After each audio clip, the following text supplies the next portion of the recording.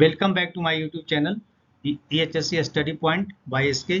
आज हम बात करेंगे लीडिंग एंड लैगिंग इंडिकेटर के बारे में, जो कि the measuring performance of health and safety है, जिससे हेल्थ एंड सेफ्टी के परफॉर्मेंस को मेजर किया जाता है। इसके बाद इसका लीडिंग इंडिकेटर का एग्जाम्पल जानेंगे। लीडिंग इंडिकेटर का एग्जाम्पल क्या होगा और लैगिंग इंडिकेटर का एग्जाम्पल क्या होगा, और इसका लीडिंग इंडिकेटर का एडवांटेजेस क्या होगा, तो ये वीडियो में हम जानेंगे। तो आइए देखते हैं। सबसे पहले देखते हैं कि लीडिंग इंडिकेटर का डिफिनेशन क्या होता है। लीडिंग इंडिकेटर का डिफिनेशन जानने के बाद आगे बढ़ेंगे। तो it is a proactive, preventive and predictive measures that provide effective performance of health and safety activity. तो ये अच्छी चीज़ है क्योंकि ये इफेक्टिव परफॉर्मेंस को डिनोट करता है, हेल्थ एंड सेफ्टी को। It create positive changes and it focus on preventing action. ये क्या करता है, पॉजिटिव चेंजेस को क्रिएट करता है और प्रिवेंटिव एक्शन पर ये फोकस करता है। That help to avoid accident, जिसके कारण क्या होता है, एक्सीडेंट को अवॉइड किया जाता है। तो अब इसको देखते हैं कि इसका एग्जाम्पल क्या क्या है लीडिंग इंडिकेटर का। सबसे पहले ऑब्जर्वेशन रिकॉर्ड अगर बनाते हैं तो लीडिंग इंडिकेटर है। HSC मीटिंग करना लीडिंग इंडिकेटर है। HSC ऑडिट करना लीडिंग इंडिकेटर है। HSC इंस्पेक्शन लीडिंग इंडिकेटर है। एम्प्लॉय HSC ट्रेनिंग ये भी लीडिंग इंडिकेटर है। वॉक थ्रू ये भी है जो लीडिंग इंडिकेटर है। हाउसकीपिंग कैंपेन लीडिंग इंडिकेटर है। एंड मोटिवेशनल प्रोग्राम को अरेंज करना, ये सारे जो एग्जाम्पल हैं ये लीडिंग इंडिकेटर का एग्जाम्पल्स है। अब देखते हैं कि लैगिंग इंडिकेटर क्या होता है और इसके एग्जाम्पल क्या होते हैं। लैगिंग इंडिकेटर का मतलब है, lagging indicator reactive in nature या रिएक्टिव इन नेचर में होता है। मतलब पास्ट में अगर कुछ हो जाता है उसके बाद हम इस पे एक्शन लेते हैं। फोकसिंग ऑन इंसिडेंट, फोकस पे एक्सीडेंट पे फोकस करता है। दैट हैपेंस इन पास्ट, जो कि पास्ट में होता है। एंड हाईलाइटिंग एक्सिस्टेड फेल्यूर, और जो फेल्यूर हुआ क्या उसको हाईलाइट करता है ताकि दोबारा ये प्रॉब्लम नहीं हो। तो इसके एग्जाम्पल हम देख लेते हैं। तो यहाँ पे क्या है, लॉस्ट टाइम, यह जो लैगिंग इंडिकेटर है। एक्सीडेंट रेट निकालना लैगिंग इंडिकेटर है।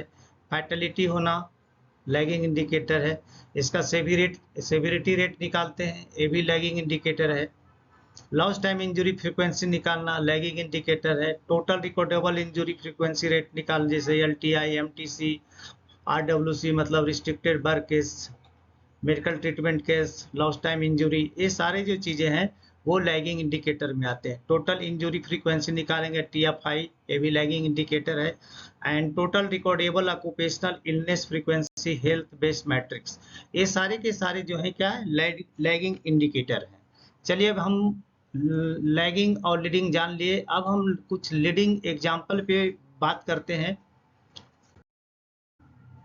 देखते हैं सबसे पहले तो लैगिंग इंडिकेटर में क्या होगा। अगर manager active participation in HSC activity, mean senior management participation in orientation programme. अगर सीनियर मैनेजमेंट है जो ओरिएंटेशन प्रोग्राम में पार्टिसिपेट करता है, वॉक अबाउट में जाता है, वर्क एरिया इंस्पेक्शन में भाग लेता है, ऑडिट में भाग लेता है, वीकली HSC ऑडिट करता है या मीटिंग करता है, टूल बॉक्स मीटिंग में भाग लेता है, and schedule work area inspection, ये सब जो करते हैं तो मैनेजर एक्टिव पार्टिसिपेशन में होगा और ये एग्जाम्पल लीडिंग इंडिकेटर का होगा। सुपरवाइजर एक्टिव पार्टिसिपेशन में अगर बात करें तो लाइन मैनेजर या supervisor safety activity should be clearly defined. तो इसके सेफ्टी एक्टिविटी क्लियरली डिफाइन होना चाहिए कि इनको क्या करना है, और इनको रेगुलर इंटरवल पे इनका इवेल्युएशन करना है कि इनको जो दिया गया था, इनको डिफाइन जो किया गया एक्टिविटी वो कर रहे हैं कि नहीं कर रहे हैं।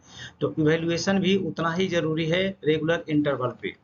नेक्स्ट देखेंगे measure participation in define activity. तो इनको जो डिफाइन एक्टिविटी दिया गया है उसको मेजर करना है कि वो कर रहे हैं। जैसे कि फोकस ऑडिट उनको जो दिया गया है, इंस्पेक्शन दिया गया है, तो उसको चेक करना जरूरी है कि उसमें पार्टिसिपेशन उनका सही से हो रहा है या नहीं हो रहा है। नेक्स्ट है screening supervisor to identify gap. अब गैप के लिए सुपरवाइजर गैप को आइडेंटिफाई कर पाता है कि नहीं कर पाता है, तो इसके लिए उनको स्क्रीनिंग भी करना जरूरी है बीच बीच में।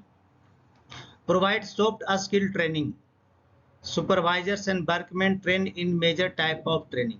तो यहाँ पे है जो सॉफ्ट स्किल ट्रेनिंग देना चाहिए सुपरवाइजर को, वर्कमैन को, और वर्कमैन को वो ट्रेनिंग कंपलसरी देना है जिस एक्टिविटी में वो अभी लगे हुए हैं और मेजर एक्टिविटी है जिसमें रिस्क फैक्टर बहुत ज़्यादा है, तो उसके बारे में उनको जानकारी सुपरवाइजर को एज वेल एज वर्कमैन को देना बहुत जरूरी है। चलिए नेक्स्ट देखते हैं leading indicator, workers active participation in maintaining safety standard. अब वर्कर का सेफ्टी स्टैंडर्ड को मेंटेन करने के उनका एक्टिव पार्टिसिपेशन क्या होगा, जैसे बिहेवियर बेस्ड सेफ्टी ऑब्जर्वेशन है, बीआईपी एक बहुत ही इंपॉर्टेंट चीज है।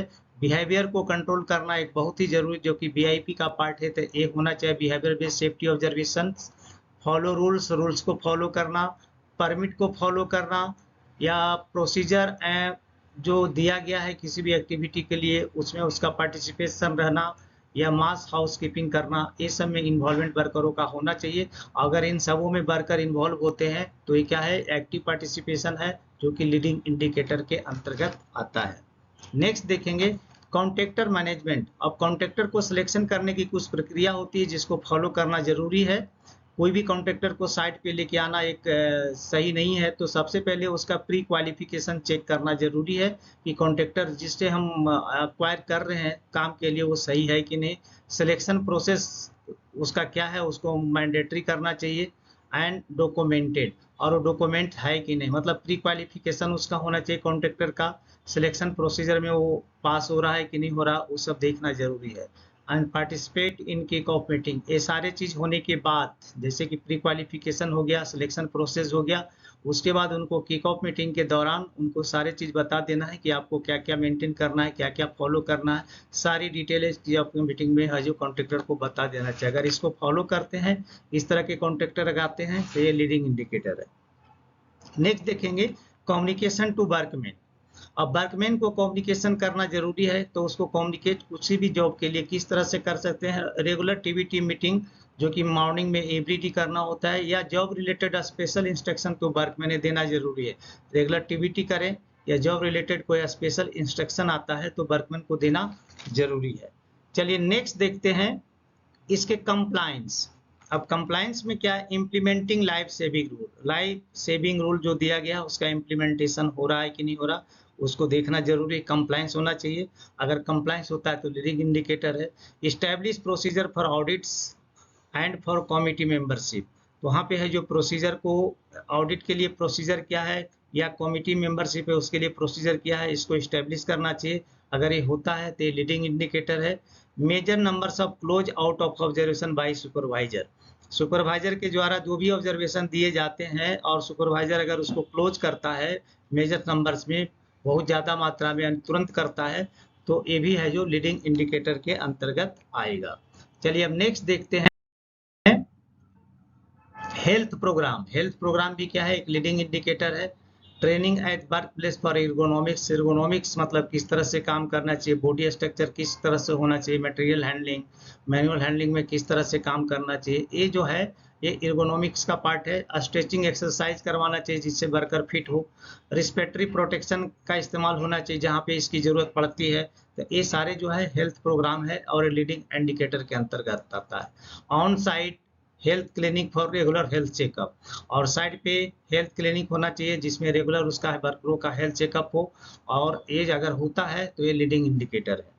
नेक्स्ट अब देखेंगे एडवांटेज क्या है, लीडिंग इंडिकेटर का एडवांटेज क्या क्या है। सबसे पहले प्रिवेंटिंग इंजुरी और इलनेस, यह है जो इंजुरी और इलनेस को प्रिवेंट करता है।